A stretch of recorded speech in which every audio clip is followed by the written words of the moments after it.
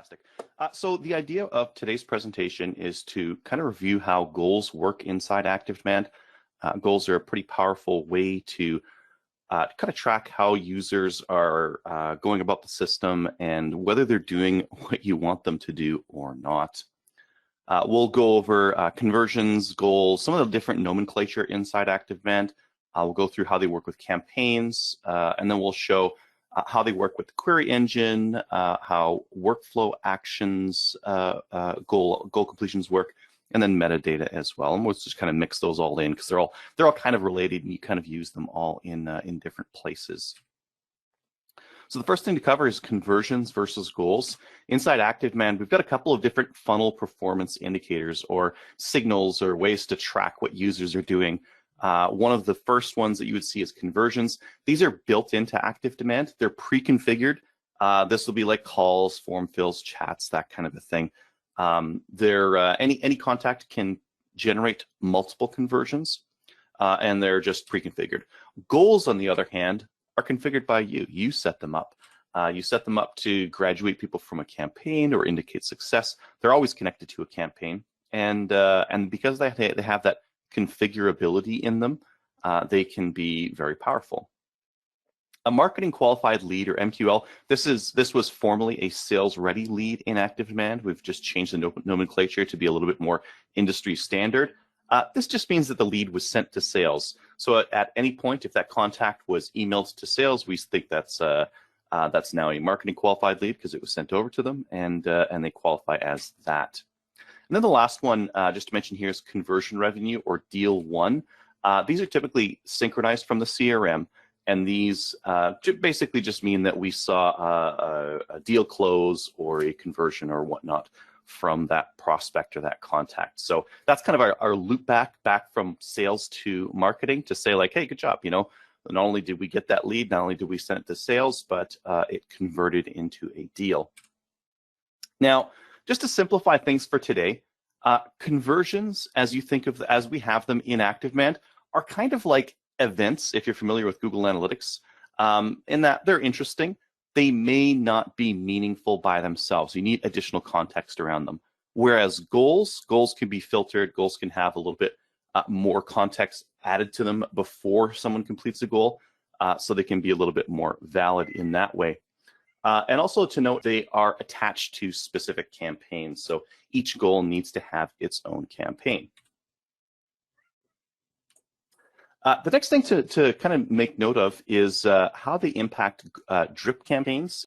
We use them to mark success. So if they graduated from the campaign, if they did what they were supposed to do, we could use that option inside the drip campaign to stop processing prospects that have completed that goal. That's one way of using it. Another is to control workflow. So if they complete a specific goal, you could almost treat it like, oh, they've passed step one, and now I need to take consideration of that later on. So you can use that to control it. Or you could even use it to, if you use it to kick contacts out using that stop processing prospects, consider what you need to have happen next. Because what you might have to do is create another campaign with a start step of, oh, they were added to this list of people who completed this goal, for example. So just consider that and what you want to have afterwards, after they've completed that goal and gotten kicked out of that drip campaign. Next, let's look at what the goal impacts in an event campaign. Now, this can be pretty extreme, or we can do a lot of things in here.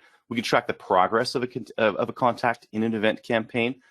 These are handy because these goals get added to their activity timeline, so we can see how they're progressing through a campaign. So I'll show you an example here. You could even filter for what emails they see afterwards. So we could say, oh yeah, email exists, and they completed or didn't complete this goal. So we can kind of switch on or off the emails that they see based on the goals that they completed inside that campaign. This is handy for webinars and that kind of a thing. Let's look at how we actually build the goals. So building them, there's a couple different ways of doing them. Basic campaign goals, like they can be pretty basic. There's a whole bunch of built-in ones that you can select from for the campaign.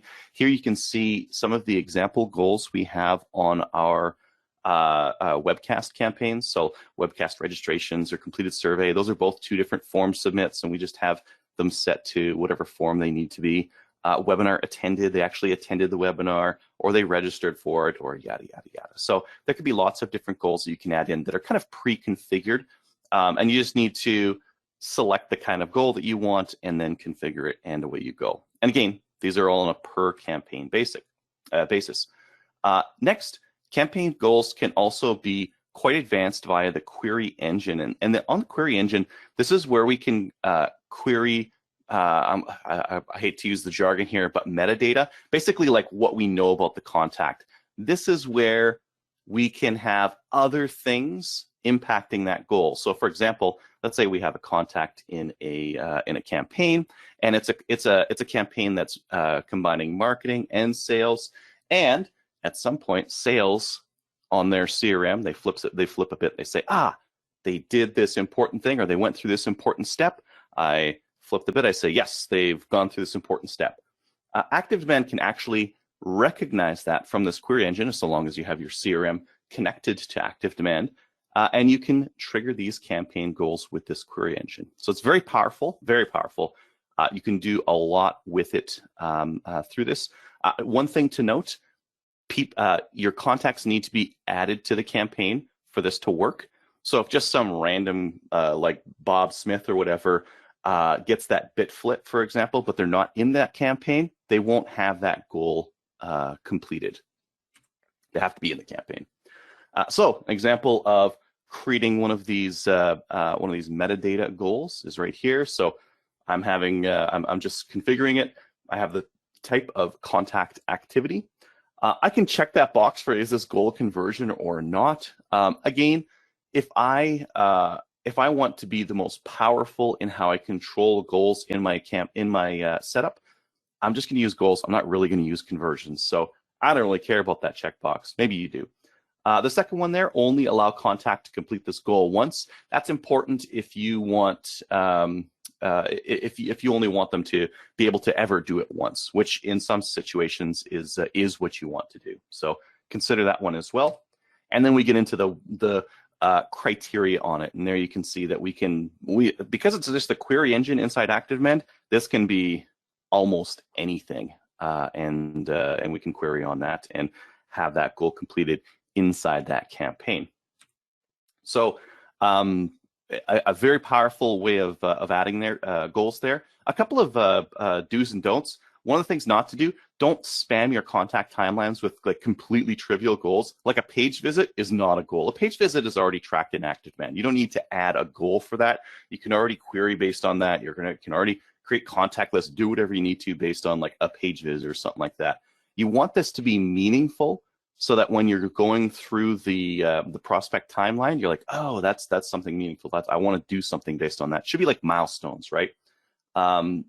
Definitely, if you're going to do social media posts and you kind of want to track all the goals for all the social media posts, just create like one generic content campaign.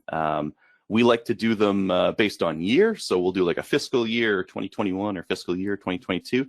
And we'll trigger goals and put all our social media posts in there. And then if you have it like a generic campaign or a generic goal that you just want to have and just like trigger all the time, you just might want to have like a generic parent campaign that you can use for ongoing goals as you go through. So those are just a couple of different ideas for organizing goals and making really the best use of them. Next, let's look at triggering a goal inside workflow. Workflow goals are pretty powerful. I just love doing stuff in workflow because it's very easy to see how you get to a certain step, and it's very powerful to build logic via a workflow. For workflow goals, you have to set them up already. So you have to trigger a goal that you've already set up for the campaign. So you need to build it into the campaign. It doesn't need to be the campaign you're working on. You could trigger goals in other campaigns. That's cool too. It can be done inside workflow, and you can add filtering on. So what I mean by filtering, you can have decisions with how you get down to that goal. This is really good to describe success at the end of a series of mandatory steps. So they absolutely need to go through step 1, and then step 2, and then step 3, and then it's a goal. And if they go straight to step 3, I don't want it to be a goal. workflow goals are your bro for those kinds of things, because they will help with that kind of a setup. An example of what they look like. Here's the webinar. I've just got one here that's a goal completed, and you can see there's not really much for it in the workflow. It just says you name the action, and then you select what campaign goal you want it to trigger. Now, what if you want to trigger a goal that you don't want triggered except inside workflow? Well, if you want to do that, just create a goal that won't ever be completed. It's impossible to complete. So my example here is I'm going to use a contact activity, so a metadata goal, and I'm going to say that the email address equals something that it's never going to equal. There's my unwinnable goal, and this is something that you can trigger inside of a workflow, and it wouldn't be triggered any other way. So that's a clean way of doing it. Finally, if you want to know more about ActiveDEMAND, definitely check out the learning management system we have, learn.activedemand.com. We do have a YouTube page that we frequently add informational and how-to videos. So if you want to check out our YouTube channel, that's on YouTube. I think you just search ActiveDEMAND, you should be able to find it there.